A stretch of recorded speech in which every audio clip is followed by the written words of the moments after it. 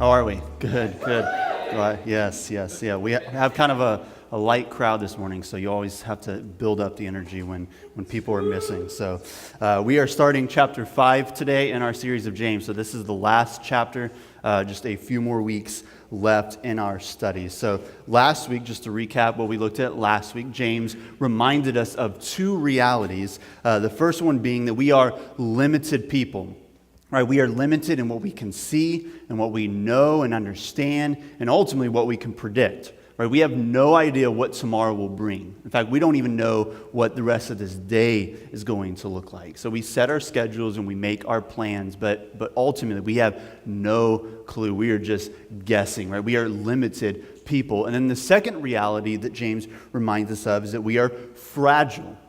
Right, he says that we are a vapor. We're here for a moment and then we're gone. And so not only do we not know what tomorrow will bring, we don't even know if we'll see tomorrow. Right, this is just the reality, is we have no clue if we'll even see. No one's guaranteed tomorrow or even to live out the rest of this day. And like I said last week, I'm not trying to bum you out or create anxiety. This is just good for us to be reminded of, that we are limited and we are fragile, that we live under this illusion of control, right? That we are in control, that we know all things, that we have all things figured out, that we're guaranteed tomorrow, and it's just an illusion. And so how do we let go of this illusion of control? Well, we talked about last week that we trust God's eternal perspective. Right? We can trust that God is eternal. We are temporary. We're here just for a moment, but God sees all things from beginning to end. So we can trust His eternal perspective. And then secondly, we enjoy life as God's good gift to us. That every day, however many days we have, every single day is God's gift to us. So we live it fully and deeply, enjoying God's gift to us, making our plans, living our lives to the fullest, enjoying it as God's gift. And so that was last week's sermon, and if you thought that was a chipper happy sermon, just wait until today. It's going to be awesome. So James chapter 5, we're going to look at the first 6 verses. James 5, verse 1 through 6. This is what he says. "Come now, you rich, weep and howl for the miseries that are coming upon you. Your riches have rotted, and your garments are moth-eaten. Your gold and silver have corroded, and their corrosion will be evidence against you, and will eat your flesh like fire. You have laid up treasure in the last days. Behold, the wages of the laborers who mowed your fields, which you kept back by fraud, are crying out against you, and the cries of the harvesters have reached the ears of the Lord of hosts. You have lived on the earth in luxury and in self-indulgence. You have fattened your hearts in a day of slaughter. You have condemned and murdered the righteous person. He does not resist you." So when James here says, "Come now, you rich," it might be very tempting for us to kind of check out and say, all right, well, this sermon doesn't concern me, right? I'm just going to tune this one out and skip over these 6 verses, right? Because I'm pretty sure no one in this room would consider ourselves rich, and especially Bill Gates type rich. And yet, I want to show you that every single one of us in this room is who James is talking to. So last week, I showed you how we are privileged people. Right, I kind of walked us through some facts and showed us that even the most underprivileged in our society are privileged, right? With our technology and just the access to knowledge and all this that we have, that we are privileged people. So I want to show you this morning that we are rich. No matter who you are in this room, you are rich. And so this is interesting. They say that if you made just $1,500 last year, $1,500, you were in the top 20% of income earners in the world. Right? So this is, all you have to do is run a lemonade stand on the corner, and you're in the top 20%, right, of income earners in the world. And then if you made just $25,000 last year, you're in the top 10%. And then if you made $50,000 or more, and I would guess that a good chunk of us in this room might fall into that category. If you made $50,000 or more, you are in the top 1% of income earners in the world. So there's a lot of kind of hate talk about the 1% in our culture, right? The 1% hoarding the wealth. But what we see here is that this is all relative, because if you make $50,000 or more a year, you're in the 1% of the world. Right? And so this is the reality, is that even in our culture, even if you consider yourself poor or broke, it's all relative because in context of the world, every single one of us in this room have it good. Right? We are rich and wealthy. We have luxuries and comforts and convenience that we enjoy and we often take for granted, right? And so you may not be Bill Gates wealthy, but you are wealthy. Every single one of us in this room, if you have a roof over your head, you have transportation, you make money, you have food in the cupboard, right? We are wealthy. And so James, I would argue that James is talking to every single one of us in this room. So nice try trying to disqualify yourself, but this pertains to every single one of us. So as we looked at last week, even the most underprivileged in our society are privileged, right? And even every single one of us in this room, we are wealthy. And so look what James says to us in verse 1. Again, he says, "Come now, you rich, weep and howl for the miseries that are coming upon you." So James gives us kind of a pretty dramatic warning here. Right? He's speaking to the rich, and again, I would argue that this is every single one of us.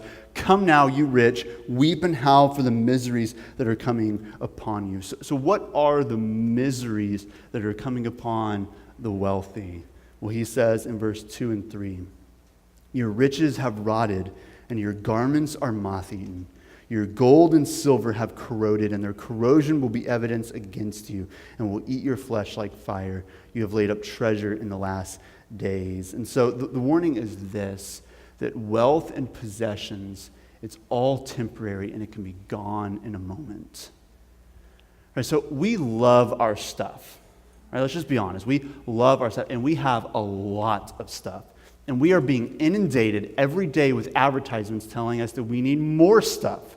Right? I mean, it's constantly on repeat telling us that we need more stuff. And you need it, right? You need this if you want to be cool. Right? You need this if you want to be happy. Right? If you want to be successful, you need this. If you want to be sexy, you need this. If you want to be accepted and loved, you need this. Right? This is what on repeat we're being told. This is what works. Right? Advertisement doesn't appeal to our logic and reasoning. Right, this is a cool product that you should buy. It appeals to our emotions, right? You need this. Like if you don't buy this, you're a loser. Right? This is what works in advertisement, right? We are told every day that we need the latest and greatest, the newest and shiniest.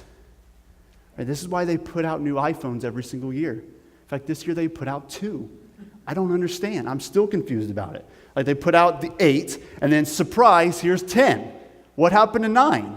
I have no idea. It bothers my OCD. I don't like it. But this is the reality, right? They're constantly rolling out newer and better, the latest and greatest, and we're being told constantly, you need it. Right? And it works because I want it. Right? Give me the 10. Right? I've got the 7. I don't want the 8. I want the 10. Right? The newest and greatest and late. Like this is what we are constantly buying into this that we need more stuff. And this is what's so insidious about all of this is that it works. It makes us feel cool. It makes us feel happy. It makes us feel accepted and loved, right? It works. Like, don't you get an emotive response when you buy something new? Right? Just be honest. Like every one of us, like when you buy something new, so for example, when you buy that new iPhone, for you iPhone users, you open up the box, and is it just me or does that stuff smell like apples? I'm telling you, I think they sent it. It could just be me, maybe I'm crazy, but next time you buy an Apple product, open it, sniff it. It smells like apples. And so you open it up, and then it's got that little piece of plastic that you peel off, and it's like perfect, like not a scratch on it, and you turn into Gollum. My precious, right? I mean, this is what happens, right? And it makes us feel good. We get an emotional response, right? When you buy a new car and it's got that new car smell, and you just want to drive it all the time, right? We buy stuff and it makes us feel good. We get, like, the endorphins are released in our brain, and we get emotional, right? But it always wears off eventually, right? And this is what's so insidious about all is that it works, right? It makes us feel good. It makes us feel successful. And why? It's because we've been told that our identity, our self-worth, our value and validation are wrapped up in our stuff. Right? This is the lie that we've been told and the lie that we believe. This is the toxic air that we breathe, that your value and your worth is in your money and in your stuff. Right? So your identity is in the job you have and in the income you earn. Right? And this is especially true for men. That our identity is wrapped up in our job and how successful we are, how much money we make, right? That this is the lie, this is the toxic air that we breathe, that our worth is in our house and in our car, right? You have to live in a certain house or in a certain neighborhood in order to feel good, in order to feel successful, especially comparing yourself to others, or you have to drive a certain car, right? That our worth and our validation is wrapped up in our stuff. This is the lie that we've been sold, and we all fall for it, right? So just to give you an example, it's a ridiculous, silly example, but I drive a 2003 Ford Taurus, right? And so I'm not a rich pastor, no TV preacher here, right? So 2003 Ford Taurus, I love the car. It was God's gift to me, but it has no auxiliary cable. All right, so I'm roughing it. Like, thankfully, it's got a CD player. Like, I could have a cassette player, like really, like 90s, but I've got a CD player. So I either have to listen to the radio, which I hate doing, or I literally have a stack of CDs in my car that I have to manually switch out and try not to crash the car, right? And I have no auxiliary cable. And I constantly find myself thinking, man, I really need to upgrade this thing because I need an aux cable. Right, I want to plug in Spotify and have full control of any music I want to listen to, right? And so I find myself ashamed of my car, not because of the car itself, but just something as silly as no aux cable. Like, what is this, the early 2000s? Right, but this is just, the reality is for any of us, it could be anything, but there's all these things that we find ourselves ashamed, embarrassed, we find ourselves feeling, man, right? And it's always silly, ridiculous stuff because our identity and self-worth is wrapped up so much in our stuff, and it's absolute foolishness. And so James, I believe he's specifically talking about not just the rich and the wealthy, but specifically James is addressing those who have put their identity and self-worth and value in their wealth. And he warns them of the miseries that are coming upon them. And so these miseries are twofold. Number one, people whose identity and worth is in their stuff are in a constant state of misery because they are never satisfied. Right? So if your identity and worth is wrapped up in what you own, you're in a constant state of misery because you were never satisfied. Why? Because they keep rolling out new phones. Right? Every single year. So again, you buy that new iPhone, you get the iPhone 10, and you unbox it, and it smells like apples, and you peel the plastic and turn into Gollum, and you feel so good, and you feel really cool for a couple of months, and then before too long, you're cursing at the phone again, right? And then within a year, they roll out a new one, and all of a sudden, that phone, it's old news. I want the new thing, right? And again, I'm not shaming anyone because that's me. I want it. Give it to me, right? But this isn't reality. They're constantly rolling out new, latest, and greatest. We can't keep up. And if our identity is wrapped up in this stuff, we're in a constant state of misery because it never satisfies us. Right? If your identity and worth is wrapped up in the type of home you live in, you'll never be satisfied because they're constantly building new homes. Right? And before too long, your home, the architectural style changes, your home's outdated, I need something new, right? Your glamorous neighborhood eventually becomes run down and they build newer neighborhoods, right? It's this you can't keep up. And a friend or a coworker or a family member buys a better home and you feel competitive, right? It's just this constant state of misery because we can't keep up. And they're constantly rolling out new cars. Right? Now, not just auxiliary cables, now they got Bluetooth. Right? You don't even have to plug in a cord. You just get into the car and it magically connects to your music. It's magical, right? I need it. Right? What's next? Right? It's just this constant state of like, I need the latest and greatest. And if our identity is wrapped up in this stuff, we're never satisfied.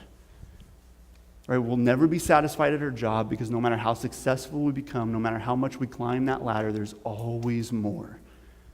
Right? No matter how much money we make, it's never enough. Right? So if our identity and worth is wrapped up in this stuff, we're in a constant state of misery because we're never satisfied. And then secondly, if your identity is found in your stuff, what happens when it's gone? So we've seen enough natural disasters in the past few weeks and months to know just the reality that it can be gone in a moment.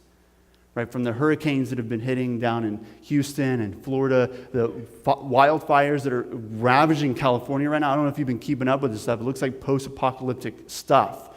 Right? Neighborhoods reduced to ash.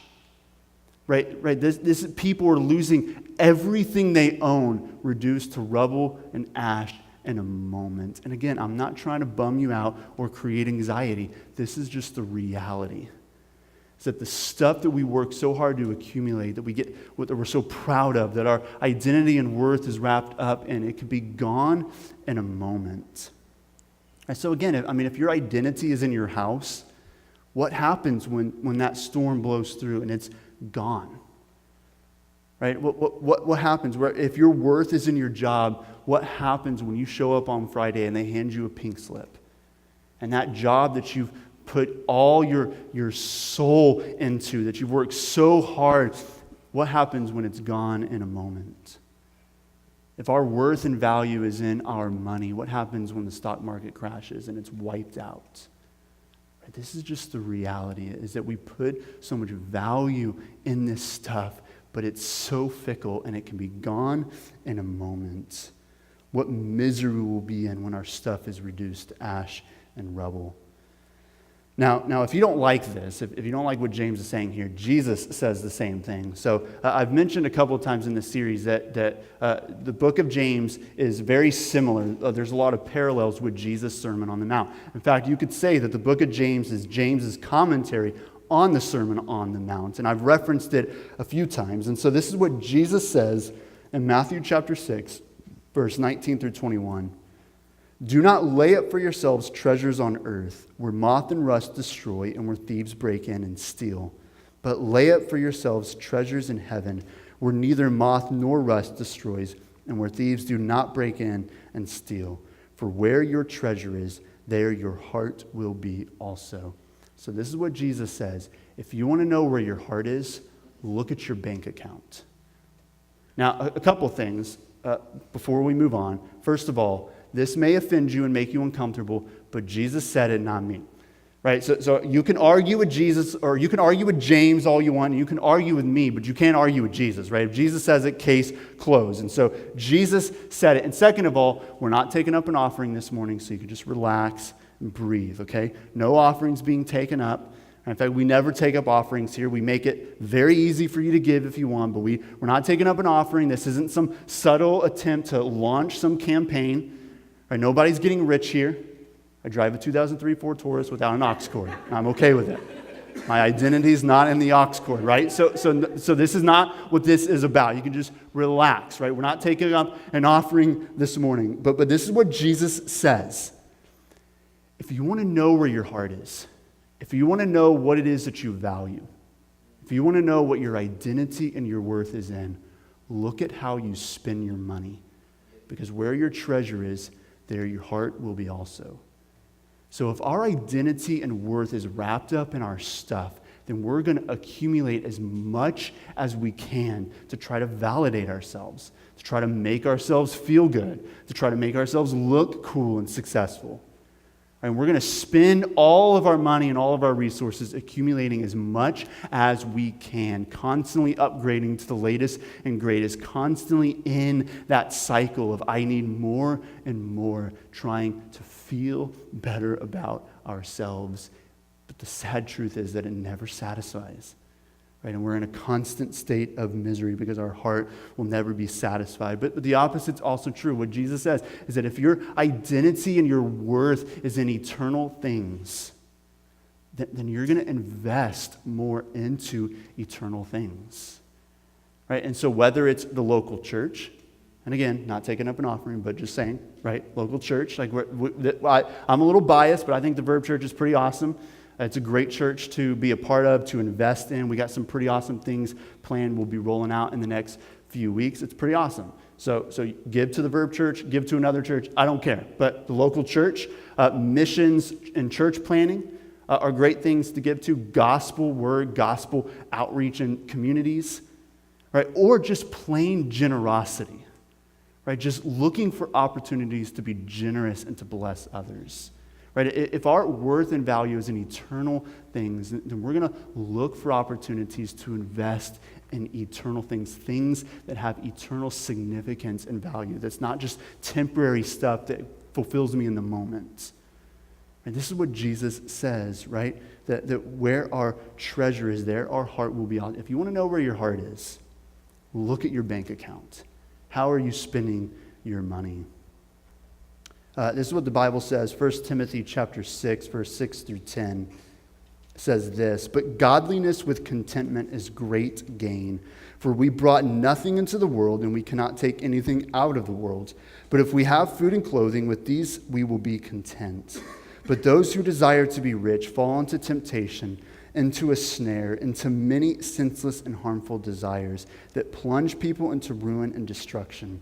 For the love of money is the root of all kinds of evils. It is through this craving that some have wandered away from the faith and pierced themselves with many pangs." And so I want to point out two things from this text. I could do an entire sermon on this alone, but just two things I want to point out. First of all, he tells us that we should be content with whatever we have because we came into this world with nothing and we will leave with nothing. Right? When you were born, you were completely naked and penniless. Right? You had nothing to your name. You were completely 100% dependent upon other human beings taking care of you and providing for you. And the only difference when you die is that you will be buried in whatever clothes someone else puts on you. Right? And all the money and all the stuff you've accumulated will be fought over and divided up by your bratty children. Right? I mean, this is the reality. In fact, if you want just depressing news, so last week I told you how our life is a vapor. We're here for a moment and gone. That every single one of us are going to die, and within 3 or 4 generations, you will be almost completely forgotten. Remember that fun little fact? Well, they say that usually, like large inheritances that are passed on, are usually completely squandered within 2 generations. Because what happens is the parents who worked hard to get all this wealth and all this money, they pass it on to their kids, and their kids who didn't work for it, they don't really appreciate it. They might squander it, but if they have some left over, then they pass it on to their kids who have no idea or appreciation, and it's usually completely gone within 2 generations. So you might hoard up all this wealth to pass on to your kids, but it's going to be gone. Chances are just gone within 2 or 3 generations. Right? So it's all so temporary. And when you stand before God, what do you think's ultimately going to matter? The house that you lived in? The car that you drove? That new iPhone 10? The aux cord? Right? The amount of money you made? Like, do you think this stuff's going to matter, or do you think the eternal things that you invested in, the missionaries you supported, the churches you supported, the generosity you showed towards people, what do you think is going to really matter in context of eternity? I think the answer is pretty obvious. And so Timothy here, he tells us that we are to be content with whatever we have. Right? We don't need the latest and greatest. We don't need the newest and shiniest. We can be content in whatever we have because our value is in what is eternal and what's going to last. And then the second thing Timothy says here is that the love of money is the root of all kinds of evil. Now, Timothy doesn't say that money is the root of all kinds of evil. Right? So I'm not dogging money this morning. Right? I'm not shaming people. Right? I'm all about working hard and making money, buying nice things. Right? I want the iPhone 10. I want it. I'm not ashamed. Right? Eventually, I'm going to get an aux cord. It's going to happen in Jesus' name. Right? So I'm not against this stuff. Right? That's not what I'm saying. And in Timothy, he doesn't say that money is the root of all kinds of evil. He says the love of money is the root of all kinds of evil. So what is the love of money? Well, it's not Scrooge McDuck, right? Scrooge McDuck jumping into a pool of coins, right? This isn't the love of money. The love of money is far more subtle, and it's ultimately when we put our identity and self-worth and validation in money and the things that it can buy. Right? It's exactly what James is talking about, what Jesus talks about. It's when we put our identity and our worth in this stuff. That's the love of money, and it's the root of all kinds of evil.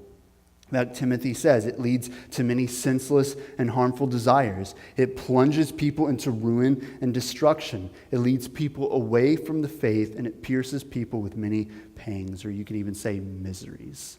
This is exactly what James warns of, the miseries that are coming upon those who place their identity and worth in money. It leads to all kinds of destruction. So look what James says back in James verse 4 through 6. He goes to give some of these evils that it leads to. He says, "Behold, the wages of the laborers who mowed your fields, which you kept back by fraud, are crying out against you. And the cries of the harvesters have reached the ears of the Lord of hosts. You have lived on the earth in luxury and in self-indulgence. You have fattened your hearts in the day of slaughter. You have condemned and murdered the righteous person. He does not resist you." So James calls out some of this evil, right, that the love of money leads to: fraud and oppression, excess and overindulgence, and even murder. And now you might be in here this morning, you're like, okay, well, I don't really relate to this because I don't really dabble in fraud and oppression, and I certainly haven't murdered anyone. Although they say that most crime is rooted in money. Most murder and most crime has some sort of money affiliation to it. Kind of interesting. But maybe you're in here this morning and you're like, look, I haven't murdered anyone because of money. And so how about, we could just keep going. How about greed? How about jealousy and envy?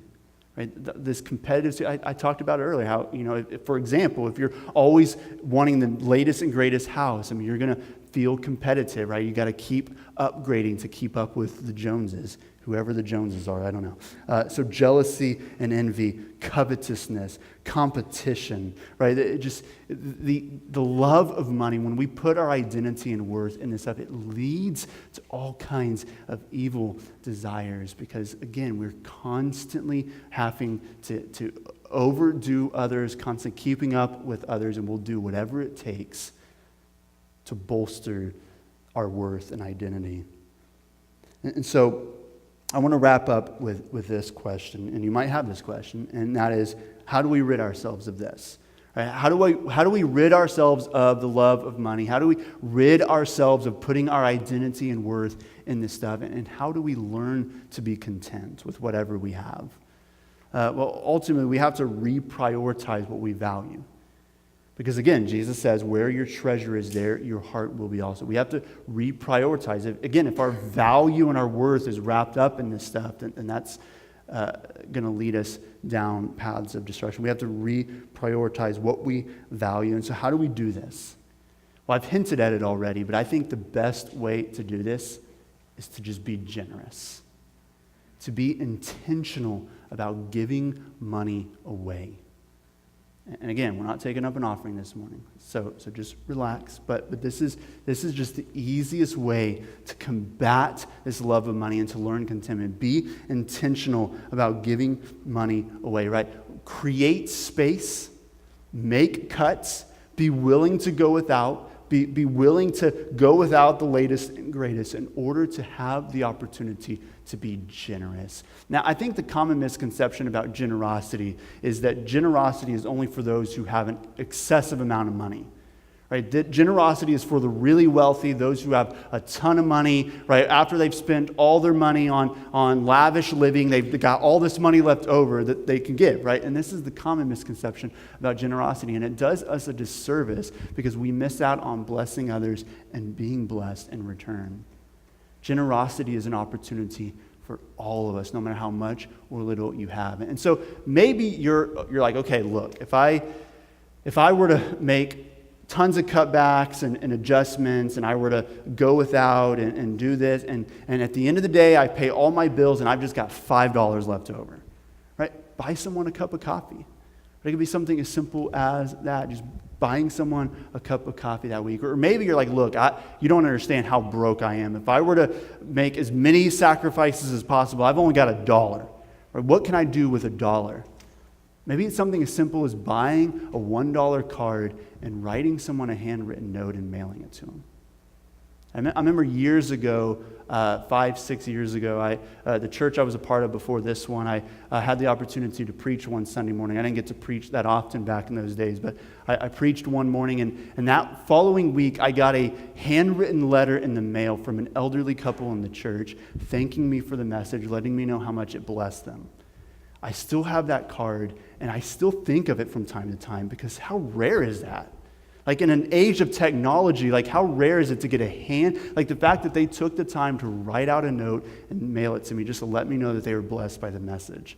Like that still blesses me to this day. So it could be something as simple as that. You don't need a ton of money. In fact, really you don't need money at all to bless others. And so the best way to fight this insidious toxic air that we breathe is just to be generous, to say, you know what, I'm going to make sacrifices and cutbacks. I'm going to do without the aux cord if I have to, right? I'm going to do what I need to do to be intentional about just blessing others, being generous, getting creative, just doing what I can to bless others just for the sake of blessing them. And so when we begin to think outside of ourselves and we begin to reprioritize what we value, we begin to value and worth what is eternal. And it begins to clear out this toxic air that we breathe, that our identity is in our stuff. My prayer for us is that we would be a generous people. However much or little you have, that we would be generous. Because where our treasure is, there our heart will be also. So let's pray. Jesus, I thank you that you are a generous God towards us. That everything we've got, you've given it to us. And you've asked us to be good stewards of what we have. And I pray this morning that we would be a generous people, that we would reprioritize our hearts, what our identity is in, what we value. That our worth and our identity would be in what's eternal, not what's temporary.